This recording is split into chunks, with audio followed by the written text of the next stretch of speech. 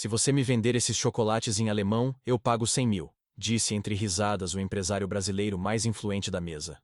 Não esqueça de comentar de qual país você está assistindo.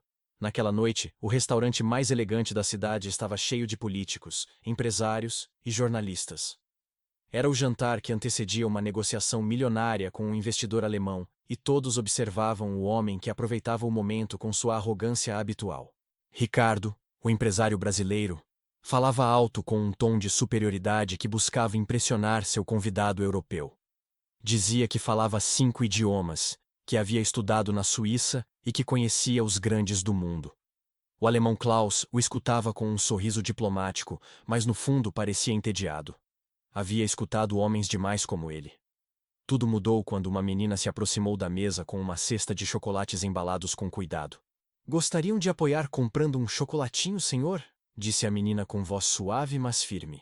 Ricardo a olhou com zombaria, como se sua presença interrompesse seu espetáculo. "Você vende chocolates aqui?" riu. "Estamos em um jantar de negócios, menina, não na rua." Ela baixou o olhar por um instante, mas não recuou. "Desculpe, senhor. Só queria ajudar minha mãe." Os demais na mesa riram, menos Klaus, que a observava com curiosidade. "Vamos lá, Ricardo", disse o alemão. "Deixe-a, talvez seja uma boa vendedora." Ricardo, querendo demonstrar controle, recostou-se na cadeira e com tom de desafio disse: "Está bem, mas vamos tornar isso interessante. Se você me vender esses chocolates em alemão, eu pago 100.000 reais." A mesa explodiu em risadas. Todos esperavam ver como a menina se confundiria, gaguejaria ou simplesmente desistiria. Mas ela o olhou nos olhos sem medo e assentiu. "O senhor está falando sério?" "Claro", respondeu ele confiante. "Se você fala alemão, eu te dou 100.000 reais, mas se não, você leva uma lição." O silêncio tomou conta do lugar. Klaus ajeitou o paletó e observou com interesse. A menina respirou fundo, levantou a cabeça e começou a falar em alemão fluente, perfeito, com pronunciação impecável. As palavras saíram seguras, com uma entonação tão natural que o próprio Klaus ficou surpreso. Os homens na mesa se entreolhavam sem entender uma única palavra, enquanto Ricardo tentava disfarçar seu desconforto. Quando terminou, a menina estendeu um chocolate ao empresário. "Isso foi o que o senhor me pediu. Agora vai me cumprir?" Ricardo não soube o que responder. Ficou paralisado, procurando em sua mente uma desculpa. Klaus se inclinou para a frente, ainda impressionado. "Sua pronunciação é excelente", disse. "Ela falou um alemão mais correto que muitos dos meus funcionários." Ricardo fingiu uma risada nervosa. Bem, foi uma brincadeira, menina. Não leve tão ao pé da letra." A menina baixou o olhar, mas desta vez não por vergonha, e sim por decepção. "Minha mãe sempre diz que as palavras valem mais que o dinheiro, senhor." O ambiente mudou imediatamente. O que antes era um jantar de risadas tornou-se tenso. Alguns homens desviaram o olhar, incomodados com a atitude de Ricardo. Klaus o olhou fixamente sem um pingo de simpatia. "Uma brincadeira?" disse em tom seco. "No meu país, um homem de palavra não volta atrás, muito menos na frente de uma menina." Ricardo tentou mudar de assunto, mas Klaus não permitiu. "Se a história está te agradando, não esqueça de dar like, se inscrever e comentar o que está achando." Sussurrou o narrador enquanto o silêncio ficava mais pesado na sala. Klaus continuou, desta vez olhando para todos os presentes. "Você disse que era um homem honrado, Ricardo. Eu preciso de sócios confiáveis. Se você não cumpre o que promete por orgulho, como poderei confiar em você para negócios de milhões?" O mexicano sentiu como o orgulho desmoronava. A menina continuava ali com sua cesta nas mãos, olhando-o com uma mistura de inocência e justiça. E pela primeira vez em muito tempo, Ricardo não soube como sair da situação. A tensão era tão forte que ninguém se atrevia a romper o silêncio. Klaus apoiou lentamente sua taça sobre a mesa e disse com voz firme: "Quero ver se sua palavra vale o que diz." E justo nesse instante, Ricardo entendeu que havia cavado sua própria cova. Com uma simples brincadeira, Ricardo sentiu como o ar ficava mais pesado. O olhar do alemão o atravessava com uma mistura de decepção e julgamento. A menina continuava ali de pé, segurando sua cesta com as mãos pequenas que começavam a tremer. Ninguém dizia uma palavra, só se ouvia o suave tic-tac do relógio na parede, marcando o segundo exato em que o orgulho de um homem poderoso se convertia em sua ruína.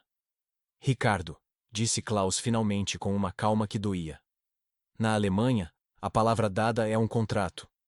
Você mesmo disse que pagaria 100 mil reais se a menina falasse alemão. Ela fez, e fez melhor que você. Ricardo tentou sorrir, mas seu rosto estava rígido. Você não pode estar falando sério, Klaus. Era só uma brincadeira. Uma brincadeira, interrompeu o alemão. Sua voz soou firme, sem se elevar. O que você acabou de fazer não é uma brincadeira. É faltar com o respeito à honestidade. Se trata assim uma menina pobre, como tratará seus sócios quando lhe convier? Os homens na mesa baixaram a vista, alguns envergonhados, outros nervosos. Ninguém se atrevia a defendê-lo. Ricardo olhou ao redor procurando apoio, mas todos o evitavam. Pela primeira vez se deu conta de que estava sozinho. A menina deu um passo para trás como se quisesse ir embora.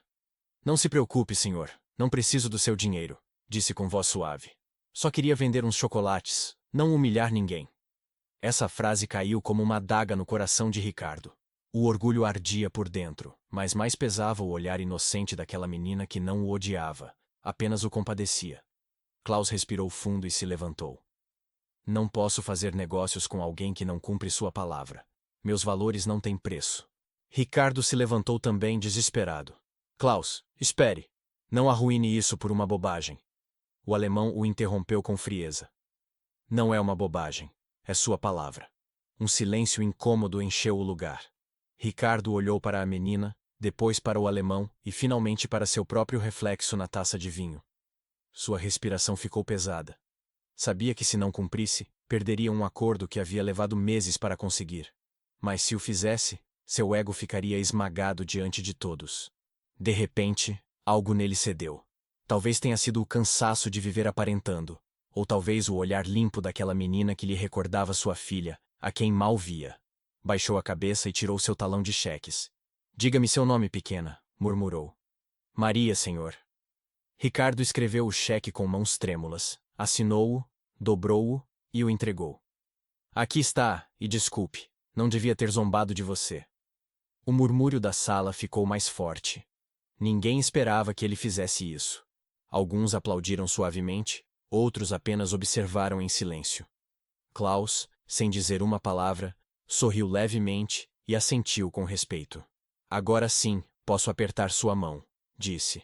Porque um homem que reconhece seu erro vale mais que um que finge não cometê-los. Ricardo o olhou com gratidão, mas também com vergonha. Obrigado por me lembrar o que esqueci. A menina abraçou sua cesta e sorriu. Minha mãe sempre diz que quando alguém cumpre sua palavra, o céu fica contente. Essa frase comoveu a todos. Klaus pediu algumas caixas de chocolates para levar e deu a Maria um cartão. Quando crescer, se quiser estudar idiomas na Europa, mostre isso a eles. Eu vou te ajudar. Maria o olhou surpresa, quase sem acreditar. De verdade? Claro, uma mente como a sua não deveria vender doces a vida toda, respondeu ele enquanto a sala explodia em aplausos discretos. Ricardo sentou-se novamente com os olhos vidrados. Por dentro, algo havia mudado. Já não pensava nos 100 que havia perdido, mas nos anos que havia desperdiçado tentando parecer mais do que era. Naquela noite, depois que todos foram embora, ficou sozinho diante de sua taça vazia. O eco das palavras da menina ainda ressoava em sua mente.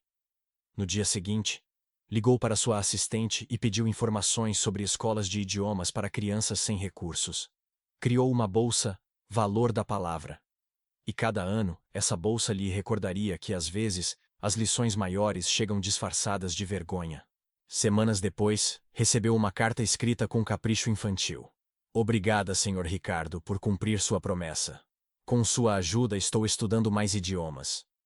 Talvez um dia possa lhe ensinar alemão de verdade. Maria. Ele sorriu com sinceridade pela primeira vez em muito tempo. Soube que aquele dinheiro que no início lhe doeu entregar havia sido o melhor investimento de sua vida. Você nunca sabe quem está por trás da máscara. As aparências podem enganar, mas o respeito e a dignidade sempre devem ser inegociáveis. As palavras, quando cumpridas, valem mais do que qualquer fortuna.